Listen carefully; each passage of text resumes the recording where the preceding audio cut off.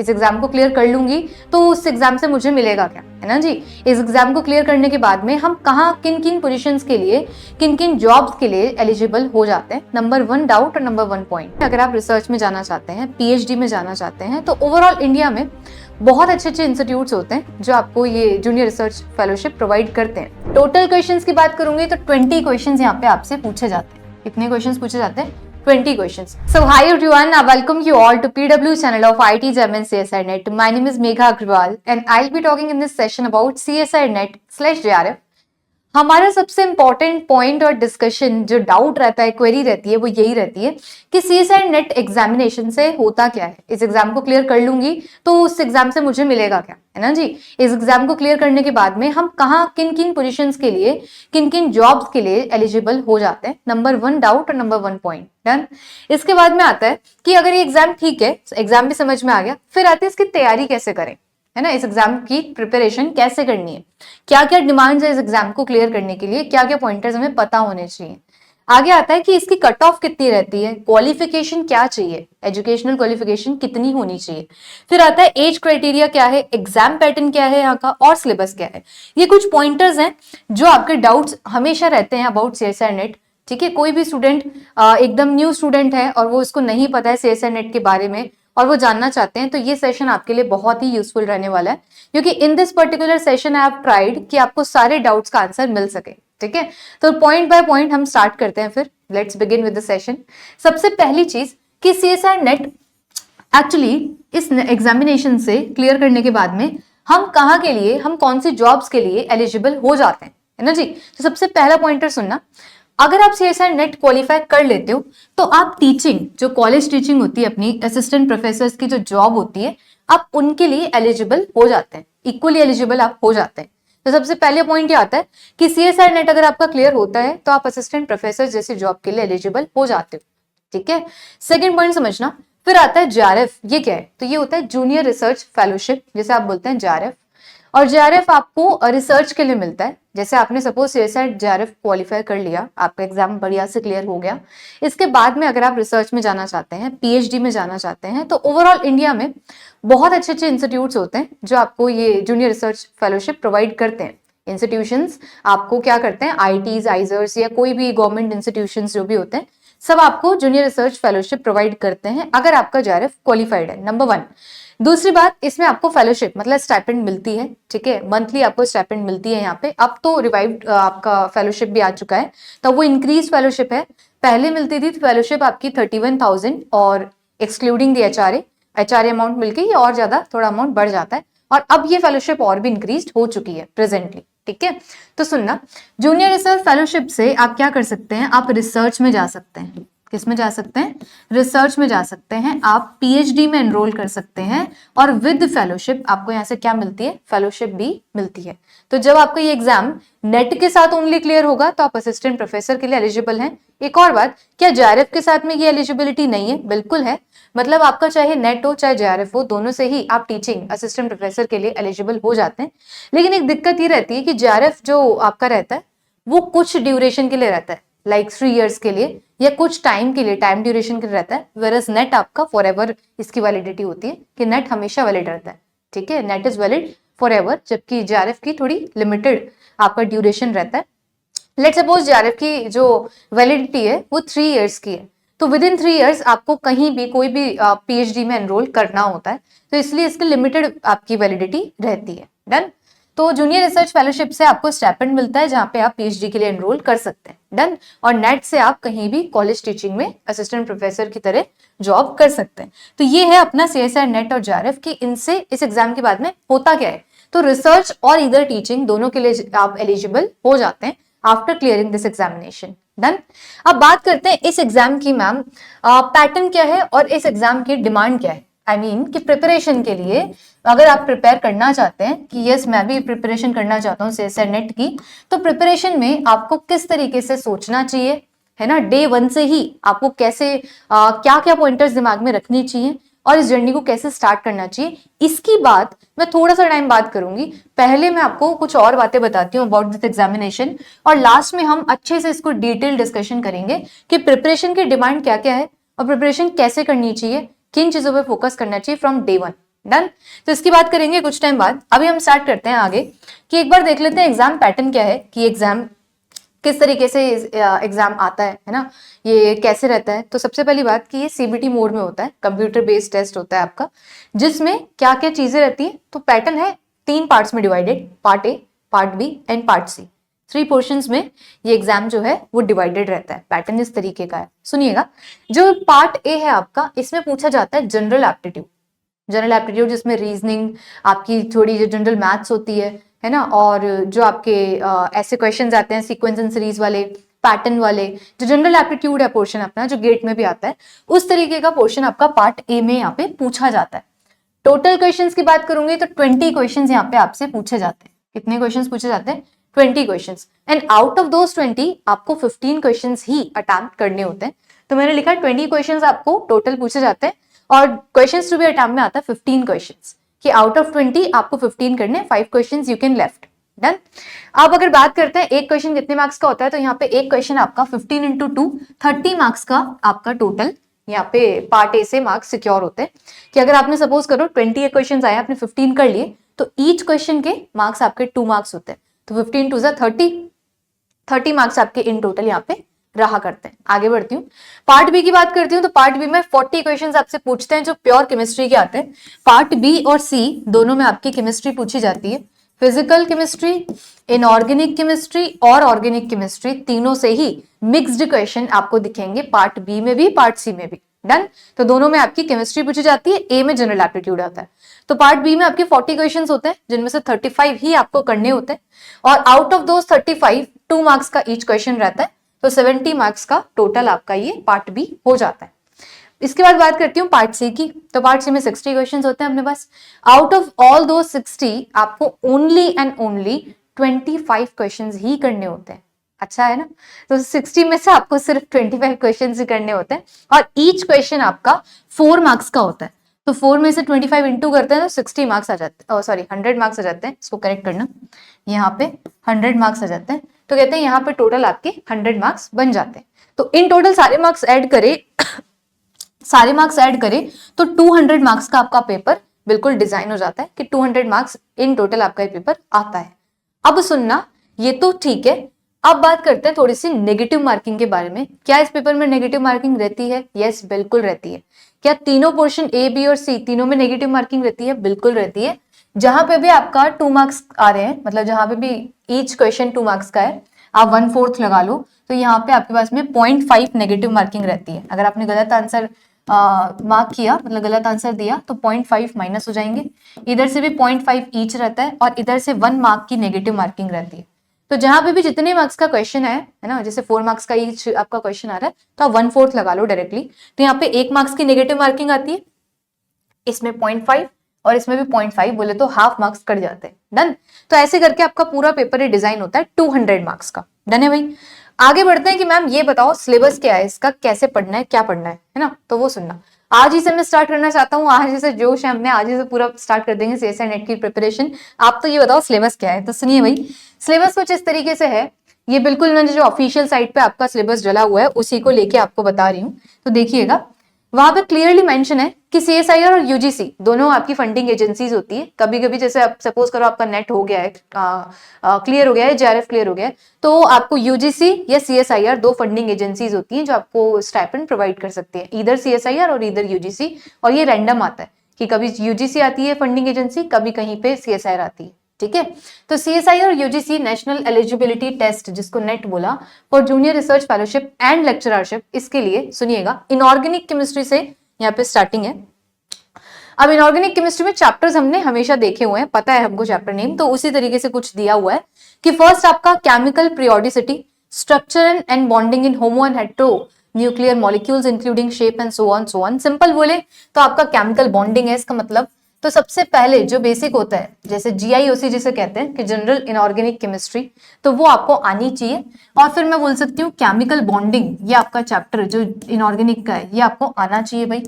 Second बात देखें तो ऐसे ही आप सबके नेम निकाल सकते हो यहाँ से, जैसे मेन ग्रुप एलिमेंट्स यहाँ पे मुझे दिख रहा है, तो मेन ग्रुप एलिमेंट्स आपके इनऑर्गेनिक केमिस्ट्री में काफी अच्छा और इम्पोर्टेंट चैप्टर हो जाता है और काफी बड़ा चैप्टर है आपके इनऑर्गेनिक केमिस्ट्री का, तो ये पूछा जाता है।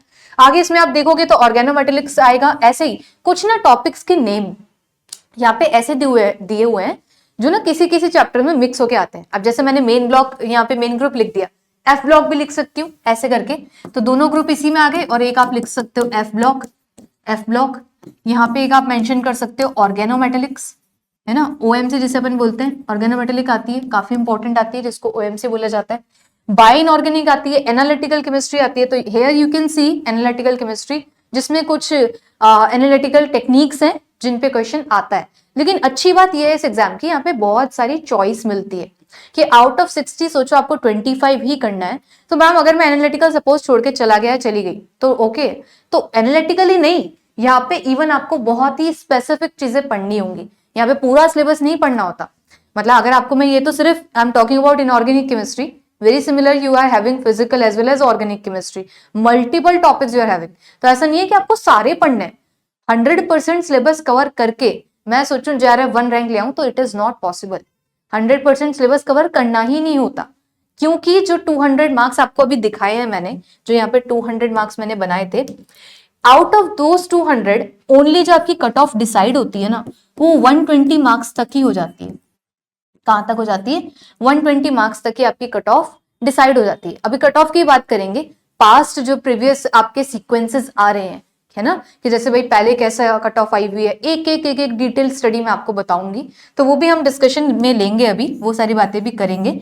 लेकिन यहां से ये कहूंगी कि आउट ऑफ 200 मार्क्स ही पूरे के पूरे नहीं करने होते। It means 100% syllabus you have not to cover, नहीं करना होता। आगे बढ़ते हैं, फिफ्थ बात करते हैं। इसमें आता है आपके पास में कोऑर्डिनेशन केमिस्ट्री, बेहद इंपॉर्टेंट, जिसको बोलते हैं कोऑर्डिनेशन केमिस्ट्री, काफी इंपॉर्टेंट टॉपिक आता है।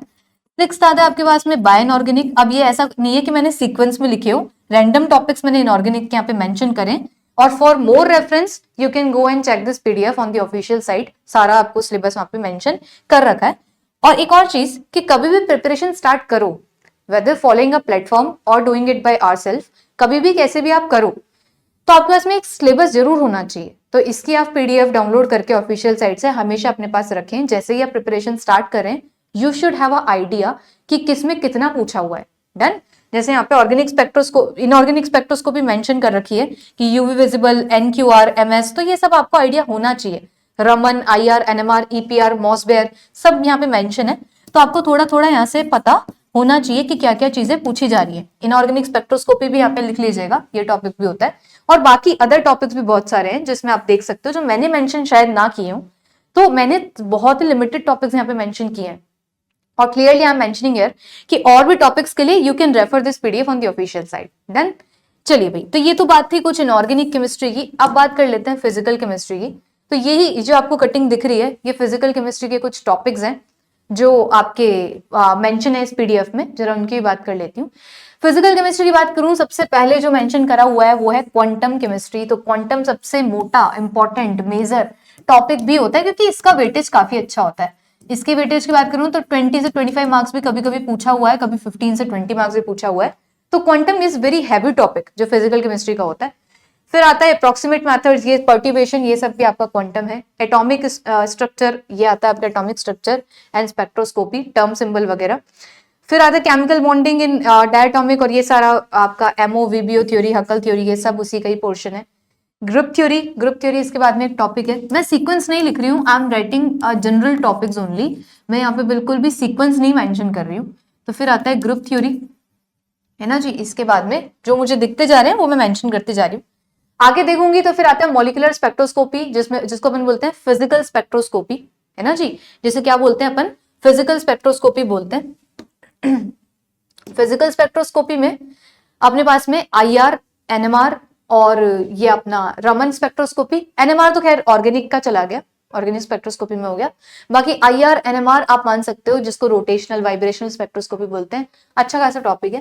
केमिकल थर्मोडायनेमिक्स काफी इंपॉर्टेंट टॉपिक है। यहाँ से भी बहुत अच्छा वेटेज पूछा जाता है, सेस एंड नेट में बहुत इंपॉर्टेंट टॉपिक माना जाता है, क्योंकि वेटेज काफी अच्छा आता है। स्टैटिस्टिकल थर्मोडायनेमिक्स आता है। इलेक्ट्रोकेमिस्ट्री काफी अच्छा टॉपिक है। फिर आता है केमिकल काइनेटिक्स, काफी अच्छा topic. Colloids, surface chemistry, solid state काफी अच्छा है। छोटे चैप्टर्स हैं बाकी ये वाले, सॉलिड स्टेट बहुत छोटा चैप्टर है, पॉलीमर बहुत छोटा चैप्टर है, सरफेस केमिस्ट्री छोटा चैप्टर है। तो ये कुछ चैप्टर्स और हैं जो आप यहाँ पे देख सकते हो, है ना। मैं सिर्फ आपसे एक जनरल ओवरव्यू की बात कर रही हूँ, और जैसे कि बोलती आई हूँ कि आप थोड़ा सा खुद से चेक कर सकते हो, ऑफिशियल साइट पे सारा सिलेबस है। आगे बढ़ते हैं। ऑर्गेनिक केमिस्ट्री की बात करें तो कॉमन जैसे अपने ऑर्गेनिक में रहती है कुछ चीजें जो दिख रही है यहाँ पे, अच्छी बात है, नहीं भी दिख रही तो कोई दिक्कत नहीं है, आप खुद से उसको डाउनलोड कर सकते हैं। ऑर्गेनिक केमिस्ट्री की बात करूं तो जीओसी अपना बेसिक जिसको बोलते हैं जनरल ऑर्गेनिक केमिस्ट्री, यहाँ से शुरुआत हो जाती है। इसके बाद आगे बढ़े तो stereo chemistry, intermediates, name reaction, reaction mechanism, reagents and so on, सारी चीजें, पेरीसाइक्लिक, और सारे के सारे टॉपिक्स आपके इसमें पूछे जाते हैं और अच्छी खासी डेप्थ के साथ में पूछे जाते हैं। ऑर्गेनिक में एरोमेटिसिटी एंड एवरीथिंग जो भी पॉसिबल है, नेचुरल प्रोडक्ट्स पे भी बहुत सारे क्वेश्चन आते हैं, है ना जी। फिर आता है स्ट्रक्चर डिटर्मिनेशन जिसको अपन बोलते हैं ऑर्गेनिक स्पेक्ट्रोस्कोपी, इसे कहा जाता है ऑर्गेनिक स्पेक्ट्रोस्कोपी। अच्छा टॉपिक है, इजी भी टॉपिक है, तो इसको कहा जाता है ऑर्गेनिक स्पेक्ट्रोस्कोपी। तो यहां से भी आपकी चीजें पूछी जाती हैं जिसमें NMR, UV, visible, IR, C13 NMR, सब कुछ आ जाता है यहाँ पे, सारा कुछ आता है, ठीक है। तो ये कुछ चीजें हो गई मास स्पेक्ट्रोस्कोपी। और ये कुछ टॉपिक्स हैं जिसको बोलते हैं इंटरडिसिप्लिनरी टॉपिक्स। अब ये क्या होते हैं, ये कुछ टॉपिक्स ऐसे वाले हैं जैसे chemistry, nano science and technology, ये जनरल साइंस जिसको अपन बोलते हैं ना, जैसे एनवायरमेंटल स्टडीज, ये आ गया environmental, supra molecular chemistry, medicinal chemistry. अब ना इनकी तैयारी अलग से नहीं की जा सकती, इनकी तैयारी अलग से नहीं की जा सकती, और ना ही सारी की सारी तैयारी की जा सकती है, ये भी नहीं है। सुनना, देखो कभी भी आपको यहाँ पे सीएसआई नेट के लिए, जैसे मैंने अभी समझाया आपको कि 100% सिलेबस को कवर करके नहीं जाना होता, 100% सिलेबस को कवर करके आपको नहीं जाना होता, आपको बहुत ही ज्यादा स्पेसिफिक चीजें पढ़नी होती हैं। अब वो कैसे पढ़ोगे, कैसे चुनोगे कि मेरे लिए कौन सा स्पेसिफिक है और मेरे लिए क्या ठीक है। सुनना, देखो सबसे पहली बात, ये पॉसिबल नहीं है कि अपन 2 सब्जेक्ट कर जाएं और एक को छोड़ दें। मतलब आप बोलो कि मैम मेरी फिजिकल अच्छी नहीं है, या कोई बोले मेरी ऑर्गेनिक अच्छी नहीं है, तो मैं एक काम कर लेती हूँ, 2 कॉम्बिनेशन बनाती हूँ कि या तो फिजिकल या इनऑर्गेनिक कर लूंगी, या मैं ऐसा कर लेती हूँ कि इनऑर्गेनिक और फिजिकल कर लूंगी। It is not possible to clear this exam with these combinations, ये पॉसिबल नहीं है। फिर क्या है कि करना तो तीनों पड़ेगा। आप जैसे डे 1 से स्टार्ट करो ना अपनी तैयारी, आप क्या करना, एक पेपर लेना, उस पेपर पे आपने टॉपिक्स देखे, जैसे जैसे मैंने आपको पीडीएफ दिखाई है ना, ये मैंने आपको ये पीडीएफ की कटिंग्स दिखाई है। आप क्या करो, जब आप स्टार्ट करने जा रहे हो तो आप एक अपना शीट लो, एक पेपर लो, उस पेपर पे तीनों मेंशन करो। एक तरफ लिखो एक शीट पे फिजिकल, एक तरफ लिखो आप ऑर्गेनिक, और एक तरफ आप लिखो इनऑर्गेनिक। डन। जैसे आपने शुरुआत कर दी, ये तीनों आपने बना दिए सेगमेंट्स, अब ना आप चैप्टर्स के नेम लिखना शुरू करो कि फिजिकल की ये लिस्ट है, ऑर्गेनिक ओनली टॉपिक्स के नेम, सब टॉपिक्स नहीं लिखना है अपने को, ऑर्गेनिक के नेम्स एंड इनऑर्गेनिक के नेम सारे आपने लिख लिए। फिर अकॉर्डिंग टू योर स्पेसिफिकेशन, जैसे आपको लगे कि फिजिकल केमिस्ट्री में मैम मेरे से लेट सपोज कुछ भी ले लेते हैं कि लेट सपोज मेरे से क्वांटम केमिस्ट्री नहीं हो रही है ना, क्वांटम हार्ड लगती है लेट सपोज। दूसरा बोला कि मैम थर्मोडायनेमिक्स ओके है, चलो है ना जी। मैंने बोल दिया कि लेट सपोज कुछ भी ले लेते हैं कि इलेक्ट्रोकेमिस्ट्री मेरे से लेट सपोज नहीं हो रही। ऐसे करके हमने कोई भी सीक्वेंस बना ली, टॉपिक्स बना लिए। तो अब इसमें क्या है, कंप्लीट छोड़ने से अच्छा मैं आपको सजेस्ट करूंगी आप जितना कर सकते हो ना इस टॉपिक में उतना कर लो, क्योंकि यहाँ पे ना बहुत अच्छी चॉइस मिलेगी। 60 में से सोचो 25 क्वेश्चंस ही करने होंगे, तो आप पूरी फिजिकल छोड़ोगे, उससे बेटर हमने समझ लिया लेट सपोज 100 है, 100% फिजिकल है, तो उसमें आप 60% कर लो।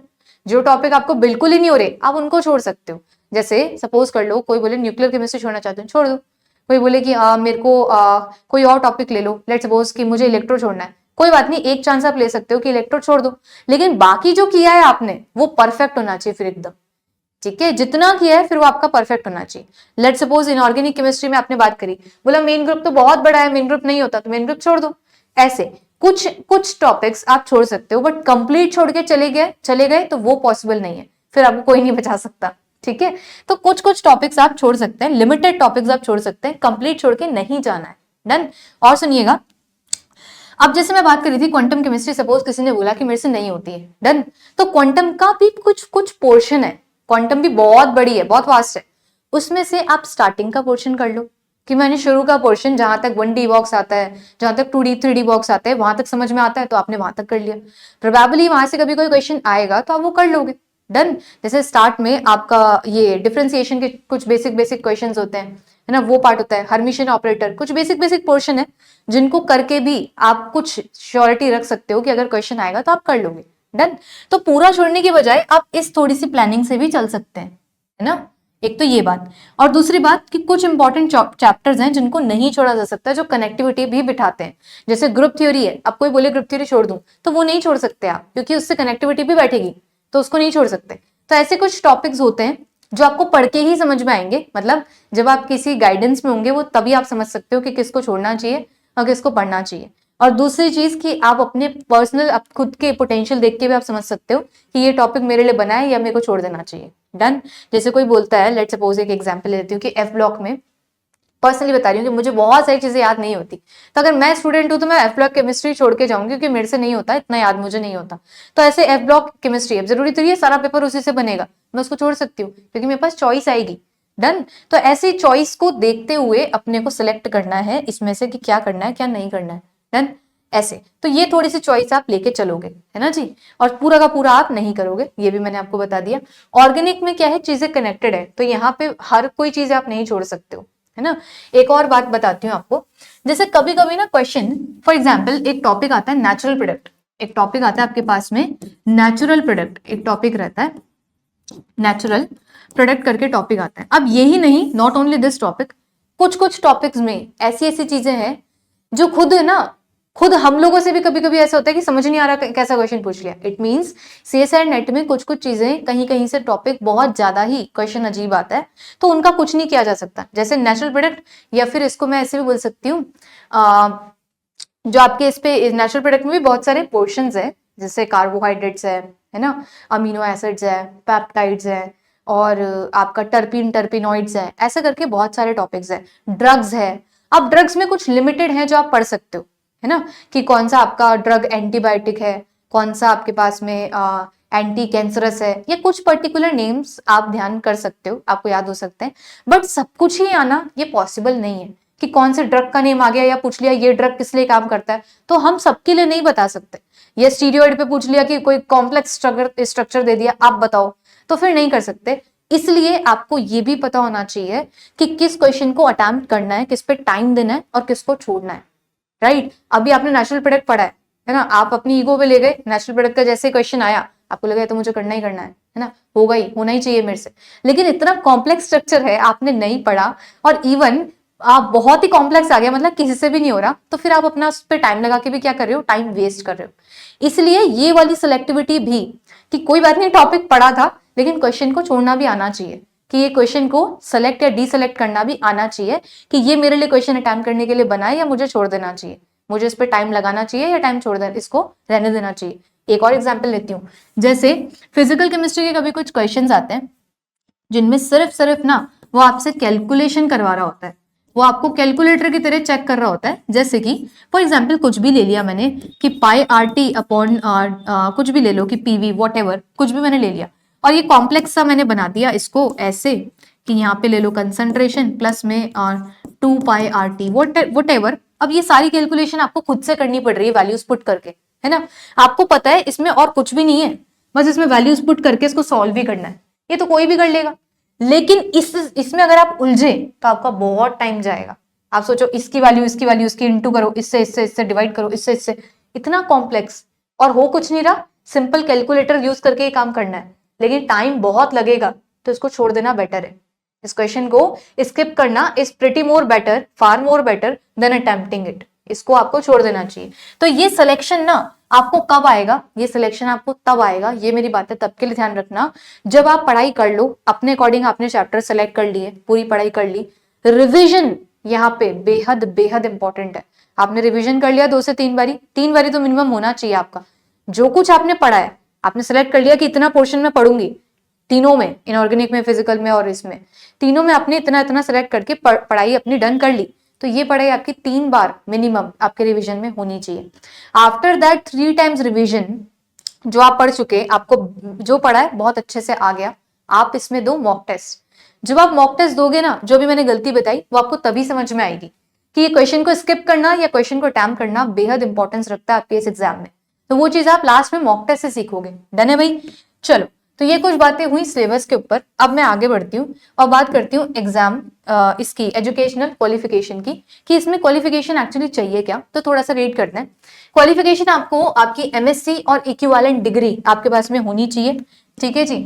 और बीएस एमएस या बीएस 4 ईयर, बीई या B tech, B pharma, MBBS at least 55% without rounding off marks for general category और जनरल ईडब्ल्यूएस, और 50% राउंडिंग ऑफ फॉर ओबीसी। सारा कुछ लिखा हुआ है, आप आराम से जाके चेक कर सकते हो।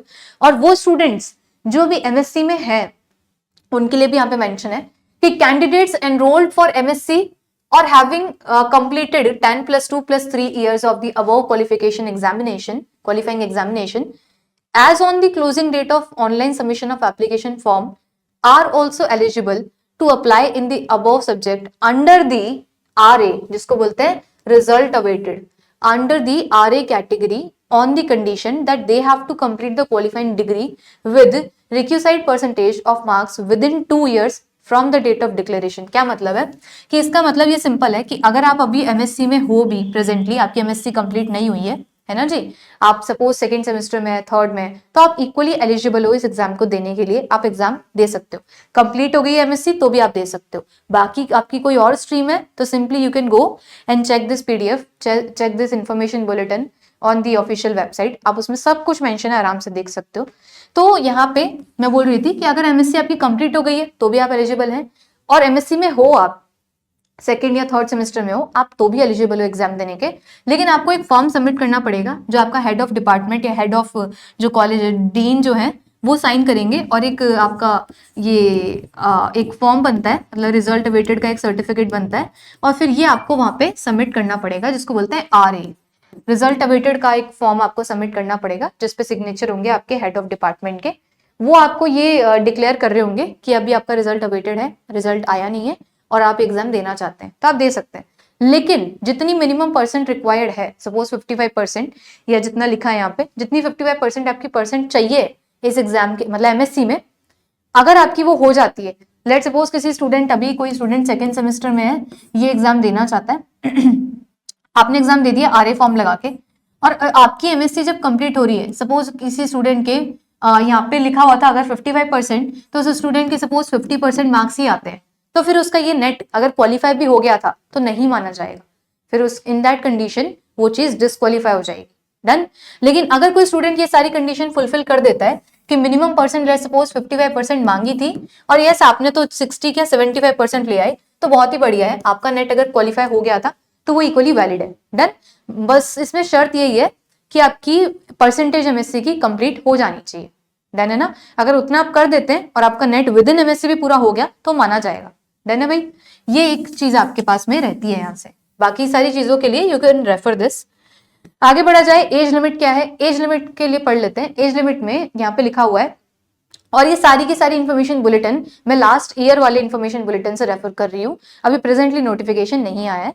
तो फिर आपके पास यहाँ पे लिखा है JRF की मैक्सिमम 28 ईयर्स लिमिट होती है, और यहाँ पे लास्ट ईयर की डेट मेंशन है कि 1 जुलाई और 2002-03। अपर एज लिमिट में भी रिलैक्सेबल, किन किन के लिए रिलैक्सेबल है ये age, 5 years in case of SC और ST, थर्ड जेंडर या पर्सन विद डिसेबिलिटी जिसको PWD कहा जाता है, उनके लिए ये 5 years एक्सटेंड हो सकता है। फीमेल्स के लिए in case female applicants and 3 years in case of OBC भी एप्लीकेबल है। और लेक्चररशिप के लिए कोई एज लिमिट नहीं है, आप कभी भी एग्जाम दे सकते हैं और क्लियर कर सकते हैं। बात करते हैं कट ऑफ क्या जाती है मैम एग्जाम की। ये जो आपको पूरा लिस्ट दिख रहा है ना यहाँ पे, ये मैंने सारी कट ऑफ बनाई है कि क्या क्या कट ऑफ है, एक डेटा लिया है लास्ट ईयर से, बट ये ना ऐसे समझ नहीं आता आपके, तो इसको सिंप्लीफाइड करने के लिए मैंने यहाँ पे कुछ टेबुलर फॉर्म में सारा डेटा मेंशन किया है अकॉर्डिंग टू ईयर्स। मैं वो डिस्कस करती हूँ। देखो दिसंबर 23 की बात करते हैं, अभी जो लास्ट में एग्जाम हुआ है, इसमें कट ऑफ एक्सेप्शनली काफी हाई गई है, as seen from the last previous आपके जो ट्रैक्स हैं उनसे थोड़ी कट ऑफ काफी ज्यादा गई है। वो सुनना कैसे, दिसंबर 23 में जो अनरिजर्व कैटेगरी है JRF के लिए, सुनिएगा ध्यान से, जो जनरल कैटेगरी है अनरिजर्व, उनकी ये JRF के लिए जो मार्क्स गए हैं वो गए थे 118 मार्क्स। कितने गए थे आउट ऑफ 200 जो आपके मार्क्स जाते हैं, कट ऑफ जाती है, वो गए थे 118 मार्क्स। जून 23 में जब एग्जाम हुआ था मर्ज साइकिल में, उसके जो आपके मार्क्स गए थे वो थे 107.5 मार्क्स। आप ये खुद देखो जून 22 में जो गया 100 मार्क्स, जून 21 105.5, दिसंबर 19 110.5, इतने मार्क्स गए, आपको दिख रहे हैं। अब अगर मैं इसको हटा दूं ना, अगर मैं इसको हटा दूं तो बाकी आपका डेटा ठीक ठीक चल रहा है, ऑन एन एवरेज चल रहा है। बट इस बार जो आपका गया था दिसंबर 23 में, वो एक्सेप्शनली काफी हाई गया था, है ना, खुद देख लो आप। बाकी आप सारा डेटा सामने है, यू कैन चेक सिंपली कि ईडब्ल्यूएस के लिए क्या क्या रहता है, ओबीसी के लिए जेआरएफ के कितने मार्क्स होने चाहिए, एससी एसटी पीडब्ल्यूडी के लिए कितने मार्क्स होने चाहिए फॉर क्लियरिंग द जेआरएफ। अगर जेआरएफ क्वालिफाई करना है तो ये कुछ पास्ट ईयर्स के आपके नंबर्स हैं कि इतने मार्क्स पेपर में होने चाहिए। डन। अब आगे बढ़ते हैं। मैम नेट करना है तो ये लो भाई, सारा डेटा तुम्हारे सामने है। ये जो भी डेटा आपको दिख रहा है ये सारे आपके जो लास्ट कट ऑफ आई हुई है उनके अकॉर्डिंग ये सारा डेटा प्लान है, देख सकते हो आप। तो ये सारा डेटा आपके सामने है कि भाई नेट के लिए अगर नेट क्वालिफाई करना है आपको, अनरिजर्व कैटेगरी है आपकी, जनरल कैटेगरी है, तो दिसंबर 23 में जो अभी गया था 106.2 मार्क्स गए थे, विच वॉज क्वाइट हाई। अगर बाकी सबके लिए देखते हो, जून 23 के लिए, जून 22, जून 21, दिसंबर 19, सबके लिए मार्क्स मेंशन है कि इतने आपके एटलीस्ट मार्क्स होने चाहिए in order to qualify CSI NET. Done.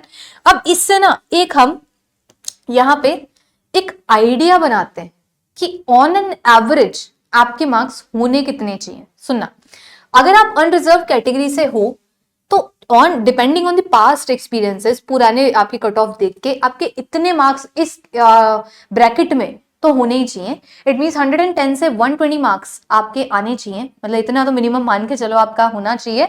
120 अब मैं लिख रही हूँ लेकिन 118 तक भी लास्ट गया है, तो आप थोड़ा सा मान के चलो इतना तक तो टच होगा ही, है ना। तो कभी कभी पेपर हार्ड भी आ जाता है, कभी कभी पेपर बहुत इजी भी आ जाता है, तो कट ऑफ वेरी कर जाती है। इसमें थोड़ा ऊपर नीचे मान के चलना, है ना, थोड़ा 0.5 ऊपर 0.5 नीचे, प्लस माइनस मान के चलना, एग्जैक्ट ऐसा नहीं होता, थोड़ा ऊपर थोड़ा नीचे हो सकता है। तभी मैंने यहाँ पे ब्रैकेट लगाया कि 110 से लेकर 120 मार्क्स तक आप मान सकते हो अंडर आपकी अनरिजर्व कैटेगरी की, in order to qualify the JRF. अगर आपको जेआरएफ क्वालिफाई करना है तो आपके पास में इतने मार्क्स तो होने ही होने चाहिए। ईडब्ल्यूएस के लिए आप देख सकते हो 95 से 10 मार्क्स आप मान के चलो 103 तक। ओबीसी कैटेगरी के अगर आप हो तो 90 से 101 मार्क्स आपके होने चाहिए। SC ST and PWD category सबके लिए मैंने मार्क्स मेंशन कर रखे हैं। On an average plus minus थोड़ा आ सकता है, और परसेंटेज में भी मैंने मेंशन कर रखी है कि इतनी इतनी परसेंट आप मान के चलो होनी चाहिए। और ये परसेंट किस पे निकली? 200% पे, मतलब 200 मार्क्स पे। डन। चलिए अब बात करती हूँ नेट के लिए क्या चाहिए भाई। तो नेट के लिए ऑन एन एवरेज अगर आप इस साल या कभी भी अभी सोच रहे हैं एग्जाम देने की, तो आपके अनरिजर्व कैटेगरी में लेक्चरशिप के लिए 90 से 105 के बीच मार्क्स होने चाहिए। ठीक है, ये किसके लिए? General category. ईडब्ल्यूएस के लिए मेंशन है, it is mention for OBC, सबके लिए मैंने यहाँ पे मेंशन किया है। मार्क्स के ब्रैकेट भी मेंशन करें कि इस रेंज में आने चाहिए, और परसेंट भी मेंशन करिए कि आउट ऑफ 200 की इतना परसेंट होने वाला है। डन है भाई, आप देख सकते हो, और इसको देख के टारगेट भी अपना सेट कर सकते हो कि अगर मैं अभी टारगेट कर रही हूं अपना नेक्स्ट एग्जाम या नेक्स्ट अटेम्प्ट, तो वो इस रेंज में लाए करना चाहिए। ये सभी डेटा मैंने आपकी हेल्प के लिए यहाँ पे ऑन एन एवरेज बनाया है। चलिए अब हम बात कर लेते हैं कि ये सारी बातें तो डन है भाई, सारे के सारे पॉइंटर्स क्लियर है। जैसे कि ये पूरा थंबनेल था, उस थंबनेल पे सारी बातें क्लियर है कि भाई ये एग्जाम है क्या, तैयारी कैसे करें, अपना चल रहा है होल्ड पे, कट ऑफ कितना है, डन है, क्वालिफिकेशन भी हो गई, age criteria, exam pattern and syllabus सब डन। अब जरा बात कर लूं मैं कि प्रिपरेशन में क्या करना चाहिए, कि अगर मैं आज ही से मैम सोचूं कि मैं प्रिपरेशन स्टार्ट करना चाहता हूं या चाहती हूँ, तो what should I do for it, है ना भाई। अब सुनना, अब वो सारे पॉइंट, वैसे तो मैं बहुत कुछ बीच में भी बता चुकी हूँ आपको अबाउट प्रिपरेशन, बट फिर भी देखो, प्रिपरेशन के लिए सबसे इंपॉर्टेंट बात ये है कि आप चाहे सेल्फ स्टडी करो या आप कोई भी प्लेटफॉर्म फॉलो करो, ठीक है, रिगार्डलेस ऑफ एनीथिंग, आप कोई भी इनमें से फॉलो कर रहे हो, सबसे इंपॉर्टेंट ये होता है कि आपका रिविजन बहुत अच्छा होना चाहिए। प्रिपरेशन स्ट्रेटेजी जिसको बोलते हैं अपन, कि आपने जितना भी पढ़ा है ना, जितना परसेंट तक भी आप अपना सिलेबस कवर कर सके, आपके पास में रिविजन 3 से 4 टाइम का होना ही होना चाहिए। ठीक है, तो सबसे पहला इंपॉर्टेंट की पॉइंट इसके लिए ये बना के चलना, आप माइंडसेट लेके चलना कि 3 to 4 टाइम रिवीजन आपका हो जाना चाहिए, जितना भी आपने पढ़ा है उस पर्टिकुलर सिलेबस का।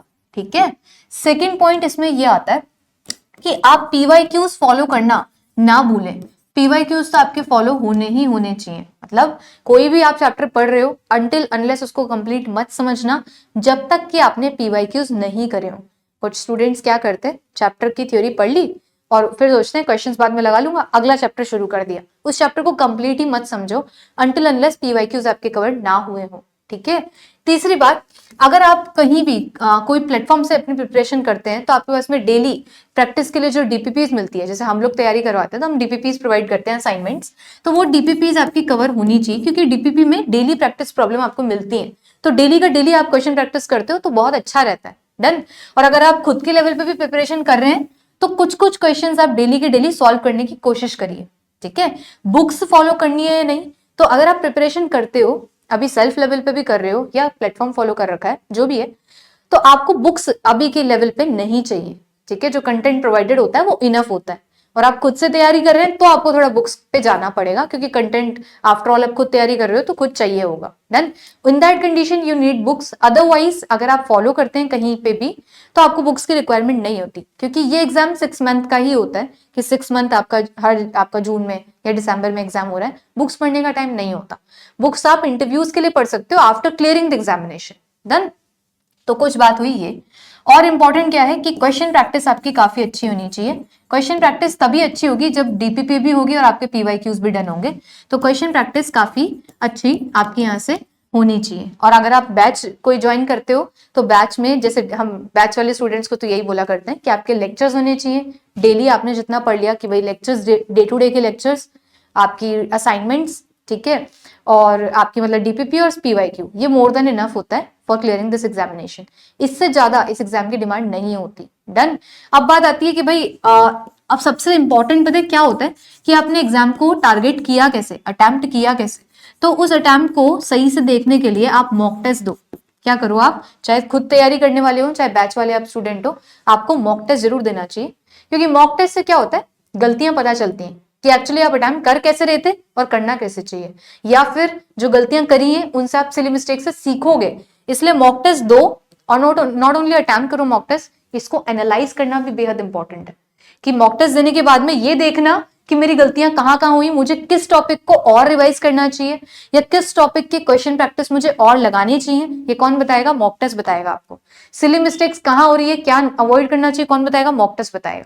तो ये कुछ बातें हैं जो आप मॉक टेस्ट से सीखते हैं, जो लास्ट में आपको जरूर से जरूर देने चाहिए।